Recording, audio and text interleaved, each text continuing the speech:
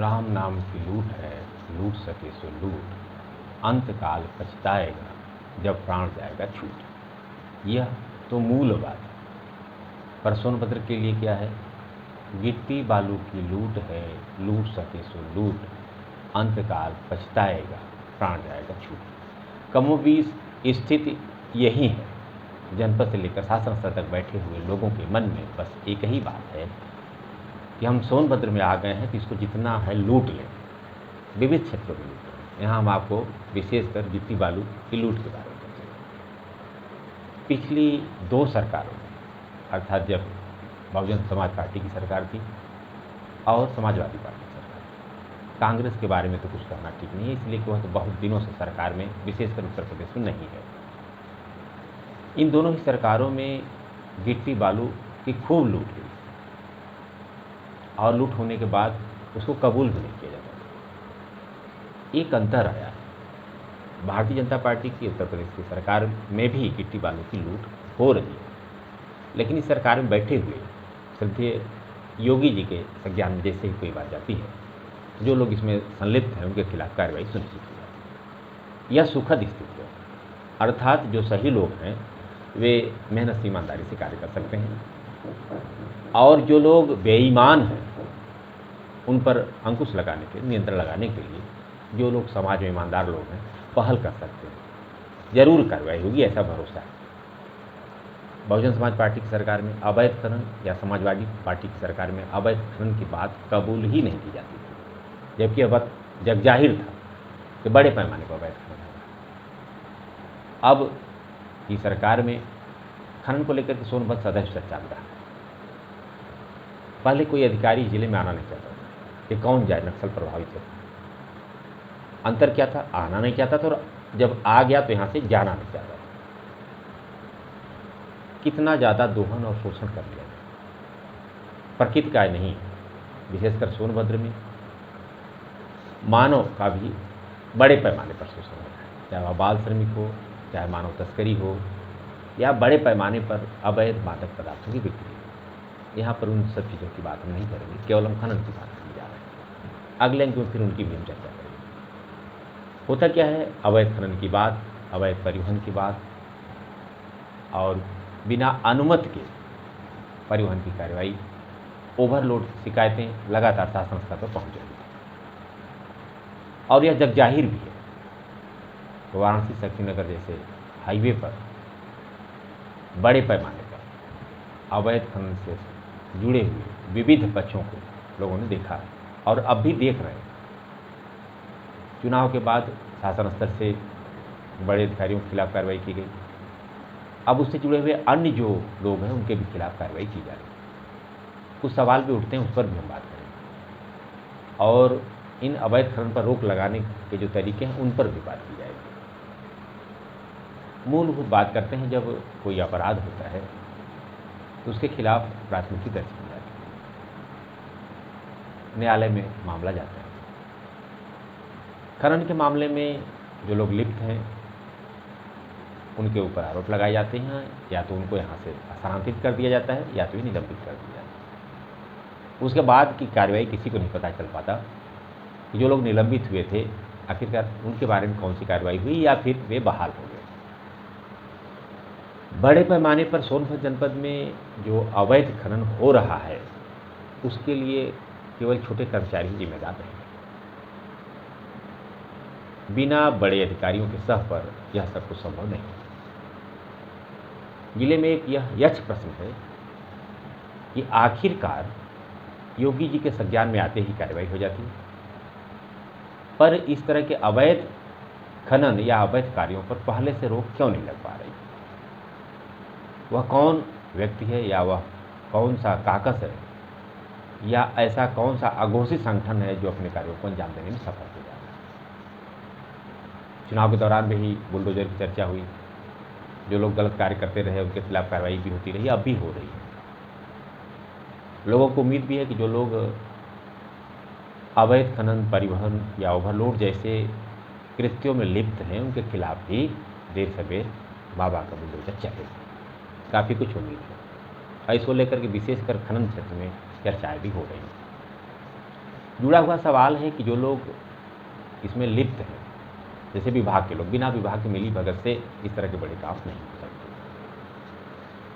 इस पर शासन स्तर से जो कार्रवाई हुई है उसकी हम चर्चा कर देते हैं, फिर हम अन्य बिंदुओं पर भी चर्चा करेंगे। भूतत्व एवं खनिकर्म निदेशालय उत्तर प्रदेश, खनिज भवन लखनऊ, निदेशक डॉक्टर रोशन जैकब के हस्ताक्षर से 2 लोगों के खिलाफ कार्रवाई हुई, अर्थात वे निलंबित हुए। पहले हैं श्री कुंदन कुमार, खनिज मुहर्रिर, और इसी के साथ दूसरे हैं श्री कमलाशंकर उपाध्याय, खनिज लिपिक सोनभद्र। इन दोनों लोगों के विरुद्ध प्रथम दृष्टया उपलब्ध तथ्यों से उनके द्वारा खनिज बैरियर से परिवहन कर ट्रकों से लाखों रुपए प्रतिदिन अवैध वसूली करने, सहयोगियों से मिली भगत से अवैध खनन, परिवहन, वसूली कराकर धनोपार्जन किए जाने व सक्रिय दलालों के साथ दुरभिसंधि कर बिना MMA 11 प्रपत्र के खनिज परिवहन करने वाले व ओवरलोड वाहनों को छोड़ने आदि का अपकृत्य किया जाना पाया गया है। प्रथम दृष्टया शब्द लिखा गया है। जांच पड़ताल होगी, हो सकता है निलंबन के बाद बर्खास्त भी कर दिए जाएं, या हो सकता है कि निलंबन के बाद ये बहाल भी हो जाएं, दोनों ही परिस्थितियां हो सकती हैं। कितने गंभीर आरोप, इन गंभीर आरोपों के बाद 2 चीज़ें हम चर्चा कर लेते हैं जहां पर राजस्व चोरी की बात आती है, लेन देन की बात आती है। अपेक्षाकृत उन अपराधों के वनस्पति इसे अलग तरीके से देखा जाता है। सीधे जैसे कोई क्राइम हो जाता है, हत्या है, चोरी है, बलात्कार है, छिनैती है, डकैती है, लूट है, इन पर सीधी कार्रवाई होती है, FIR दर्ज होता है, लोगों की जरूरत के हिसाब से गिरफ्तारियाँ भी होती हैं, चालान भी होता है, जेल भी जाते हैं, न्यायालय में मामला चलता है। मुझे लगता है कि यह जो प्रक्रिया की जाती है इससे लोगों के मन में थोड़ा सा एक भय व्याप्त होता है। एक बहुत पहले हमने कार्टून देखा था और उसमें लिखा था कि घूस लेते हुए पकड़ा गया, और दूसरी लाइन उसमें लिखी थी कि घूस देकर के छूट गया। संशय पैदा हो जाता है कि जो व्यक्ति इस तरह के कुकृत्यों में लिप्त हैं, वास्तव में क्या उनके खिलाफ फाइनली कार्रवाई हो ही जाएगी? आखिरकार जो लोग लिप्त हैं किस तरह से इतना बड़ा आपराधिक कार्य कर पाते हैं? शासन स्तर से जारी पत्र में सीधे तौर पर लाखों रुपए की प्रतिदिन वसूली की बात की जाती है, जबकि मेरा खुद का मानना है कि लाखों नहीं बल्कि कई करोड़ हो सकता है। कैसे? हम केवल ओवरलोड की बात करते हैं। बहुत पहले की एक बात है, अब वह अधिकारी रिटायर हो चुके। मीटिंग ली जा रही थी ट्रक मालिकों की और खनन से जुड़े हुए लोगों की, ओवरलोड पर चर्चा की जा रही थी। संयोग से वहाँ उपस्थित होने का मौका हमें मिला, क्योंकि वो सार्वजनिक मीटिंग थी। प्रेस के नाते हम भी वहाँ मौजूद थे। संबंधित अधिकारी द्वारा यह कहा गया कि किसी ट्रक पे इतना पटरा लगना चाहिए, 1, 2, 3, 4 ऐसे पटरे की बात की जा रही थी। मेरे द्वारा ये सवाल भी किया गया था कि लोड का मतलब पटरे से क्या है? क्या पटरा देख करके आकलन किया जा सकता है गाड़ी पे कितना लोड है? लोड का अभिप्राय लोड से है, उसके वजन से। लोड का अभिप्राय केवल उस भार वाहन पर लदे हुए माल से ही नहीं है, बल्कि उस भार वाहन और उस भार वाहन पर लदा हुआ माल, इन दोनों के वजन से है। अर्थात जो निर्धारित वजन है उतना ही होना चाहिए। राजस्थान वगैरह में हमने देखा कि वहाँ पर हाफ डाला की गाड़ियाँ चलती हैं। स्वाभाविक है कि ओवरलोड की गुंजाइश नहीं। यहाँ पर गाड़ियों का जो लोड है वही ओवर है। जितनी बॉडी होनी चाहिए उससे 2 गुना 3 गुना, कभी कभी तो आप देखेंगे तो आपको आश्चर्य हो जाएगा कि जितना अधिक से अधिक हो जाता है, इतना ऊंचा लोगों ने गाड़ियों की बॉडी बना रखी है केवल उस पर माल लादने के लिए, और वह भी अतिरिक्त ओवर। आखिरकार क्यों, इस पर क्यों नहीं रोकथाम लगाया जाता? चाहे वह इतने चक्के की गाड़ी है, जो उसका मानक है, उसके हिसाब से उसकी बाडियाँ क्यों नहीं? अगर बाडियाँ उस हिसाब से हो तो स्वाभाविक है कि उस पर ओवरलोड की संभावना कम हो जाएगी, उस पर निगहबानी की जा सकती है। क्या इसके लिए परिवहन विभाग जिम्मेदार नहीं है? आखिरकार उसकी जिम्मेदारी क्या बनी? अभी हम कल आ रहे थे तो हमने मड़ौली चौराहे पर देखा कुछ पुलिस वाले थे जो यातायात से जुड़े हुए थे, फ़ोटो भी खींच रहे थे और मुझे लगा कि उन वाहनों के खिलाफ भी कार्रवाई भी कर रहे होंगे, अर्थात ऑनलाइन जो जुर्माना की स्थिति बनती है, चालान की स्थिति बनती है, वे उस कार्रवाई को करते हैं। करना भी चाहिए, नियम संगत भी है। पर वहीं सवाल उठता है कि उनकी आंखों के सामने से किसी वाहन पर, बाइक वगैरह पर 2 से 3 लोग बिना हेलमेट के उनके खिलाफ कार्रवाई कर दी जाए। यह वाजिब कार्रवाई है, इससे हम इनकार नहीं करते। पर जो टनों माल लेकर के ट्रकें जा रहे हैं, आखिरकार उनके खिलाफ कार्रवाई करेंगे। इधर पिछले सप्ताह में मुझे जाना पड़ा मुख्यालय, हमने देखा कि बहुत से ऐसे वाहन, सैकड़ों वाहन आंखों के सामने से गुजरे जाते समय जिस पर नंबर ही अंकित नहीं था, या नंबर था तो उसको खुरेज कर मिटा दिया गया था, या उन नंबरों के ऊपर, भार वाहनों की बात कर रहा हूँ, ट्रकों की बात कर रहा हूँ, उन नंबरों के ऊपर कोई पेंट या कुछ ऐसी चीज़ लगा दी गई थी जिससे वे नंबर स्पष्ट नहीं हो रहे। सवाल उठता है, मुहर्रिर और लिपिक को निलंबित किया गया, बैरियर पर इनकी ड्यूटी, MM11 प्रपत्र चेक करना। यह भी सच है कि बड़ी संख्या में वाहन बिना MM11 के गुजर रहे हैं। जो कार्रवाई की गई वह कार्रवाई गलत नहीं है, वह कार्रवाई 100% सही है। फिर सवाल उठता है कि बिना नंबर की गाड़ियां जा रही हैं, आखिरकार इनको कौन देखेगा, कौन रोकेगा? इतना ही नहीं, इस हाईवे से जो विशेषकर वाराणसी शक्तिनगर मार्ग पर यह बहुत बड़ा खेल हो रहा है, इसी सड़क से तो हमारे जिले के आला अधिकारी, विभिन्न विभागों के जिम्मेदार अधिकारी, माननीय हमारे नेता मंत्रीगण तो भी गुजरते हैं। आखिर क्या वे नींद में रहते हैं, दिखते नहीं, या उनका बस नहीं चलता, या वे उसमें खुद शामिल हैं? बहुत सारे सवाल हैं। उत्तर प्रदेश की आबादी पूरे वैश्विक स्तर पर देखा जाए तो 6वें नंबर पर है, भारत तो 2 नंबर पर। प्रदेश बड़ा है, व्यवहारिक तौर पर हम बात करें, सैद्धांतिक तौर पर तो एक मुख्यमंत्री पूरे प्रदेश को ठीक तरीके से चला सकता है, लेकिन व्यवहारिक बात करें तो मुझे लगता है यह संभव नहीं हो पाता कि लखनऊ से बैठे हुए सोनभद्र जिले में क्या हो रहा है, कैसे हो रहा है, इसकी जानकारी सीधे प्राप्त होगी। उसके लिए एजेंसियां हैं, लाइव है, विजिलेंस विभाग है, या फिर केंद्र सरकार को सूचना देने के लिए IB है। बहुत सी संस्थाएं हैं जो राजकीय कोष से वेतन लेती हैं। क्या वे लोग सूचनाएं नहीं देते? सूचनाएं देते होंगे, फिर सूचनाओं को देने के बाद कार्रवाई क्यों नहीं होती?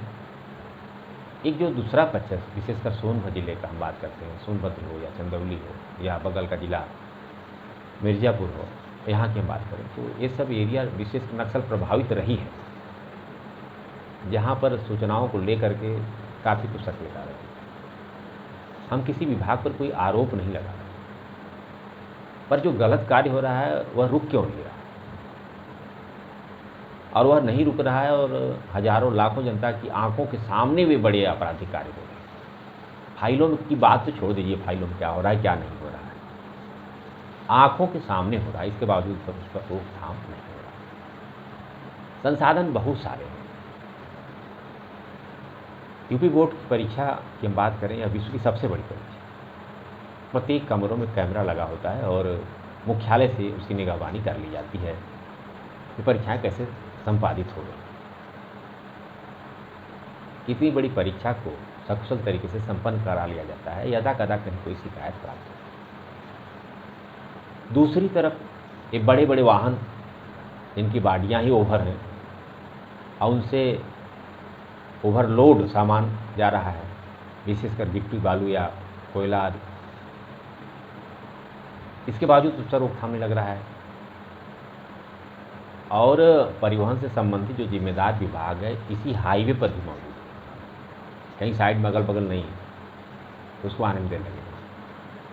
एक शब्द जो शासन से पत्र निर्गत हुआ है 2 व्यक्तियों के विरुद्ध जो कार्रवाई की गई है, उसमें एक शब्द का प्रयोग किया गया है, दुर्लभ संधि, जो अत्यंत ही गंभीर है।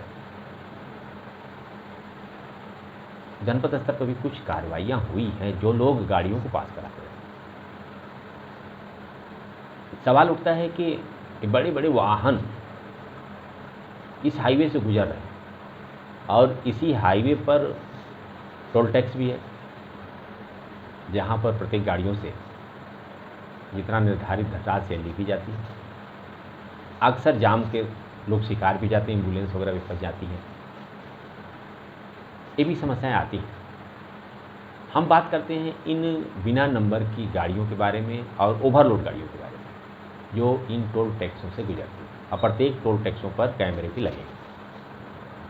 कुछ नहीं करना है, पूरे प्रदेश के विद्यालयों में कैमरा लगा करके परीक्षा को शुचितापूर्ण संपन्न करा लिया जाता है। यदा कदा कहीं कोई शिकायत बात और बड़े पैमाने पर जब कोई कार्य होता है तो उसमें कहीं न कहीं कोई त्रुटि भी होती है। कुछ अनजाने में त्रुटि होती है, कुछ जानबूझकर किया जाता है, तो उन लोगों के खिलाफ कार्रवाई भी होती है जो किसी छिपा नहीं। तो ऐसी स्थिति में केवल टोल टैक्सों पर ही निगाहबानी प्रारंभ कर दी जाए तो मुझे लगता है कि ये जो अवैध खनन है, अवैध परिवहन है या बड़े पैमाने पर धन की वसूली हो रही है, इन सब पर काफ़ी हद तक रोक लग सकता है। 100% नहीं तो हमको लगता है कम से कम 90% तो रोक लग ही सकता है। फिर करना क्या है, जैसे हमने बताया कमरों में कैमरे लगे हुए थे, उनको ऑनलाइन जोड़ लिया गया था और उसका पासवर्ड पता था ऊपर के अधिकारियों शासन स्तर पर, वे वही देख लिया करते।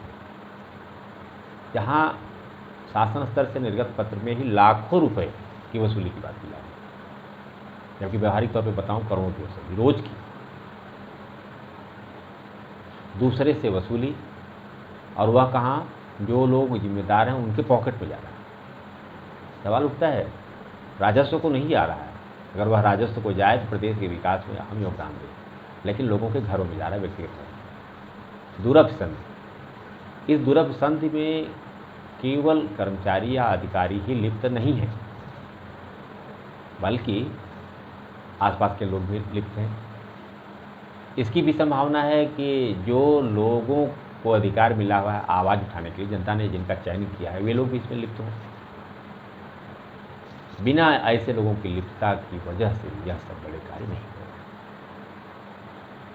रहे। एक सच यह भी है कि जिले में जो आला अधिकारी हैं वो किसी के ऊपर आरोप नहीं लगाते, लेकिन चाहे वह जिला प्रशासन हो या पुलिस प्रशासन हो या परिवहन विभाग हो या खनिज विभाग हो, इन सभी विभागों में कोई भी एक विभाग ईमानदारी से कार्य करता है तो यह अवैध खनन, परिवहन, ओवरलोड, बिना नंबर की गाड़ियों पर कार्रवाई हो सकती है। इसका आशय न लगा लिया जाए कि हम सारे विभागों को भ्रष्ट कर रहे हैं, कहने की जरूरत नहीं, समझने की जरूरत है। ये गाड़ियाँ हूटर बजाती हुई इन ओवरलोड गाड़ियों के अगल बगल से गुजरती हैं देखते हुए, आखिरकार कार्रवाई कौन करेगा? या इन अधिकारियों के पास इतना साहस नहीं है कि इन लोगों के खिलाफ कार्रवाई करें? दुर्लभ संधि जैसा शब्द इस बात को विस्तार रूप से परिभाषित करता है। सामान्य बात नहीं है। इस तरह की जब गतिविधियां कहीं भी किसी भी क्षेत्र में बढ़ती हैं, दूसरे अन्य भी गंभीर अपराध होने की संभावना बढ़ जाती है। बालू खनन को ही लेकर के जोर जबरदस्ती के चलते पिछली सरकारों में, बसपा की सरकारों में आक्रोशित लोगों ने वाहनों को जला दिया। समय रहते न्यायोचित कार्रवाई कर दी जाती है तो आसपास के लोगों में जो आक्रोश है वह नहीं पनपता और लोग अपने हाथों में कानून नहीं लेते। हिंसक वारदातों की जितनी निंदा की जाए वो काम है, किसी को भी नहीं करना। पर ऐसी जो स्थितियां उत्पन्न होती है, जो लोग उसके लिए जिम्मेदार हैं उनके खिलाफ ही सख्त कार्रवाई होती है। विभागों में व्याप्त बड़े पैमाने पर भ्रष्टाचार के चलते यदा कदा जो उग्रवादियों से, नक्सलियों से जिले में मुठभेड़ हुई और जवानों को शहादत देनी पड़ी, उसके लिए वे भ्रष्टाचारी ही जिम्मेदार थे, जिन लोगों ने इन क्षेत्रों को खूब लूटा। लोगों में आक्रोश बनता जो सामने पड़ता है, जिससे मुठभेड़ होती है, क्षति उसी को उठानी पड़ती है। प्रारंभ में ही इन सब चीज़ों पर रोकथाम लगनी चाहिए। आखिरकार कब लगे? लाखों रुपए का रोज वसूली, अवैध वसूली की बात शासन से निर्गत पत्र में लिखा गया है। अवैध परिवहन की बात लिखी गई है, अवैध खनन की बात लिखी गई है और दुर्लभ संधि की बात लिखी गई है। अर्थात केवल इस दुर्लभ संधि को तोड़ने में खनिज विभाग ही समर्थ नहीं हो सकता। जो एजेंसियां हैं, विशेषकर गुप्तचर एजेंसियां, चाहे वह आईबी हो, चाहे सीबीआई हो, या अन्य जो भारत की एजेंसियां हैं, उनको लगाकर पूरे प्रकरण की जांच करानी चाहिए। आगे की नहीं, पीछे की। आगे के लिए तो रोकने की बात की जानी चाहिए। यह तय होना चाहिए कि अब आगे ऐसा नहीं होगा। हम यह खूब जानते हैं, श्रद्धेय योगी जी निरंतर प्रयास कर रहे हैं कि इस तरह के जो अवैध कार्य हैं वे रुकें, जो लोग लिप्त हैं उनके खिलाफ कार्रवाई की जाए। पर लोग अभी यह सब करने से बाज नहीं आ रहे हैं। 2 लोगों के खिलाफ कार्रवाई की गई, एक कुंदन कुमार जो खनिज मुहर्रिर हैं, और दूसरे हैं कमला शंकर उपाध्याय, खनिज लिपिक। एक मुहर्रिर और एक लिपिक, क्या संभव है बिना किसी सह के लाखों रुपए रोज वसूली कर ले? इस हाईवे पर, बैरियर पर जो लोग तैनात हैं, क्या उनमें केवल उन्हीं की हिस्सेदारी है, अन्य लोगों की हिस्सेदारी नहीं है? आखिरकार जहाँ पर MM-11 चेक होता है वहाँ पर कैमरे क्यों नहीं लगे? कैमरा नहीं लगाया जा सकता था? कैमरा वहाँ लगा देंगे तो बाहर वसूली करेंगे।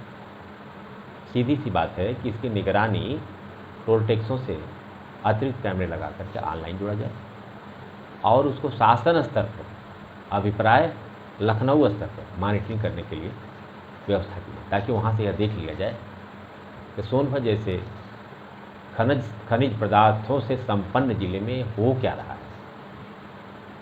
केवल हाईवे के विकास करने से काम नहीं चलेगा। विकास तो इन हाईवे के आसपास के गांव में भी करना पड़ेगा। बहुत कुछ बाकी है।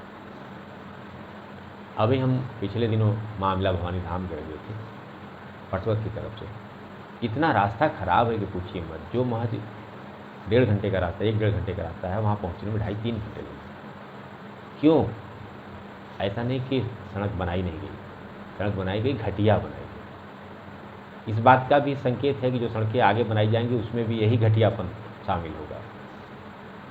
क्यों नहीं इसको ठीक से बनाया जाता? कितना बंदरबाट हो रहा है, और उस बंदरबाट में कौन कौन लोग शामिल हैं, उनकी भी जांच होगी। किस प्रकार की जांच? जो हमने एक बात कही, अगर उस तरह की जांच होगी तो केवल छोटी मछलियाँ पकड़ी जाएंगी और बड़ी मछलियाँ फिर छलांग लगा करके निकल जाएंगी। उनकी संपत्ति की जांच होनी चाहिए, पारिवारिक संपत्ति की जांच होनी चाहिए, जिनके पास जो अथाह संपत्ति कहाँ से आई, तब जा करके कहीं कोई रोकथाम लग सकता है। और ऐसे लोगों को जो अवैध खनन, अवैध परिवहन, ओवरलोड वाहनों के संचालन, बिना नंबर की गाड़ियों के संचालन में लिप्त है, ऐसे लोगों के मकानों का भी ध्वस्तीकरण किया जाना चाहिए। सोनभद्र की जनता कुछ इस तरह से चाह भी रही है। जहाँ तक भरोसे की बात हम बताऊँ आपसे कि पहले 100-200 लोगों में 1-2 लोग ईमानदार मिल जाया करते थे, अब यह संख्या 1000-2000 हो गई। यह किसी छिपा नहीं, यह मुश्किल काम नहीं है। सोनभद्र में बहुत सारे विभाग हैं, उसमें से कोई भी एक विभाग ईमानदारी से काम करता, या अवैध परिवहन, अवैध खनन या बिना नंबर की गाड़ियाँ, इन सब पर रोकथाम लग जाता है। और जो करोड़ों करोड़ों राजस्व की चोरी हो रही है वह भी रुक जाती है, वह राजस्व राज्य की कोष में जाता है। केवल एक विभाग। कुछ घटनाओं की हम बात कर लेते हैं। आगे जो हम बात करने जा रहे हैं स्वाभाविक है, उससे लोगों को मिर्ची लगेगी, लेकिन जो आम जनता जान रही है उसको कहने में क्या जाता है। मीडिया की भी भूमिका निष्पक्ष नहीं रह गई। लगातार लीडिंग पेपरों में 92 से 1992 से काम करने का जो हमें अनुभव रहा है, उसमें हमने देखा है जिले के कुछ गिने चुने पत्रकार ही इस लूट में सम्मिलित नहीं, चाहे बसपा की सरकार रही, चाहे सपा की सरकार रही। उसमें एक PIP वसूली होती थी, जिसमें इन लोगों की लिप्तता होती थी। सभी ब्यूरो चीफ तो नहीं, लेकिन अधिकांश ब्यूरो चीफ ब्यौरा चीफ हुआ करते थे। आज भी उसमें बहुत परिवर्तन नहीं हुआ। वहाँ से तो भले कुछ न मिल रहा हो, विधिवत रिकॉर्ड मेंटेन होता था कि किस ब्यूरो चीफ को कितना पैसा जाएगा, किस संवाददाता को कितना पैसा दिया जाएगा, और यह काम कौन करता था? आपको आश्चर्य होगा। प्रशासन के अंतर्गत आने वाले एक ऐसा विभाग जो सूचनाओं को लोगों को बताता है, वह तय करता था कि कौन पत्रकार है, नहीं है। उसके बाद यह धनराशि लोगों को बांटी जाती थी। सार्वजनिक है। पिछली सरकारों में जो लोग लिप्त थे, कौन आवाज़ उठाएगा? किसको यहाँ से लगाव है? अधिकांश प्रमुख समाचार पत्रों में जो ब्यूरो चीफ हैं, उनका इस जिले से बहुत नज़दीक का रिश्ता नहीं है। अर्थात पत्रकारिता एक मिशन नहीं, बल्कि एक व्यवसाय भी नहीं, बल्कि कहिए धंधा, सीधे सीधे कहिए धंधा। एक शब्द और हम कहते हैं इसके साथ, भले ही कट लगेगा लेकिन सच है। ऐसे जो कार्य है जिससे मिशन किया जाता है, उद्देश्य किया जाता है, निरीह, गरीब, ज़रूरतमंद, पीड़ित की मदद करने के लिए पत्रकारिता का जो दायित्व है, उसके विपरीत कार्य हो रहा है। कुछ गिने चुने लोग हैं जो संघर्ष कर रहे हैं, आए दिन हर जगह उलझे भी रहते हैं, परेशान भी होते हैं, फिर भी वे संघर्ष कर रहे हैं। उनके कार्य सूचते हैं, वंदनीय है, हम उनकी वंदना करते हैं, अभिनंदन करते हैं, स्वागत करते हैं कि वे अपने काम इसी तरह से लगे रहे हैं। उनको लोग जानते भी, पूरे जिले के लोग जानते हैं वो कौन कौन से लोग हैं और लोगों की स्थिति क्या है। क्यों चुप हो भाई? क्यों नहीं आप अपने विविध समाचार पत्रों में, जिसमें आप कहते हो कि हम भारतवर्ष के बड़े अखबारों में से केवल सच लिखते हैं, क्यों नहीं आप छापते हो? वाराणसी शक्तिनगर मार्ग पर ओवरलोड के वाहन संचालित किए जा रहे हैं, MM11 के अभाव में ही गाड़ियाँ चल रही, बिना नंबर की गाड़ियाँ चल रही, केवल प्रिंट मीडिया ही जिम्मेदार है। उनका क्यों नहीं विषय बनता? जो लोग इलेक्ट्रॉनिक मीडिया जुड़े हुए हैं, बड़े बड़े बैनर, ऐसा गुमान कि हम जिसका चाहे उसका सरकार बना दें और बिगाड़ दें, लेकिन इन पर उनकी निगाहें क्यों नहीं हैं? सीधी सी बात, बोली लगती है और उस बोली में जो जितने में खरीद लिया जाता है उसको ये लोग खरीद लेते हैं। क्यों लिखेंगे? संवाददाता ने ईमानदारी बरती तो कुछ अखबारों के ब्यूरो चीफ बिक गए, उन अखबारों के ब्यूरो चीफ ने ईमानदारी बरती, उन अखबारों के संपादक बिक गए, संपादकों ने संभालने की कोशिश की तो वे मालिक बिक गए। अब लोगों ने क्या अपनाया कि जब मेरा संपादक और मेरा मालिक ही बिक जाता है तो वह जो क्षेत्रीय संवाददाता सोचता है कि हम ही बिक जाए। सबकी स्थिति ऐसी नहीं, लेकिन अधिकांश की स्थिति यही। कहाँ जा रहा है अपना सोनभद्र? किस पर उम्मीद किया जाए? कौन इनकी आवाज़ उठाएगा?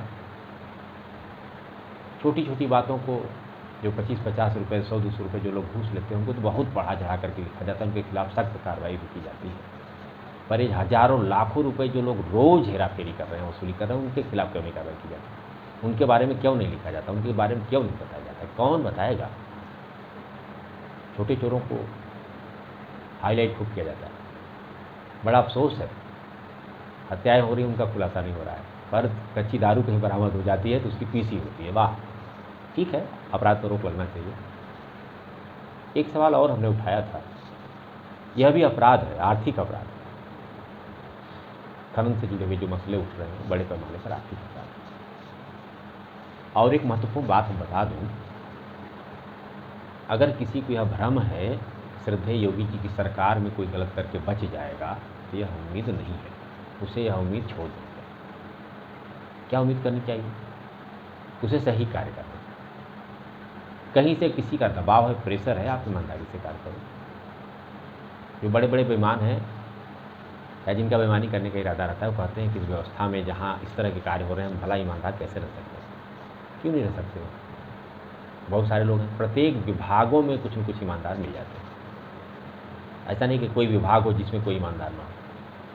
इतना अवश्य है कि जो ईमानदार हैं उनको लोग हाँसी पर रख देते हैं, उनको ऐसा काम सौंप देते हैं ताकि वो किनारे पड़े, क्योंकि उनको लेन देन आलतू फालतू काम नहीं रहता।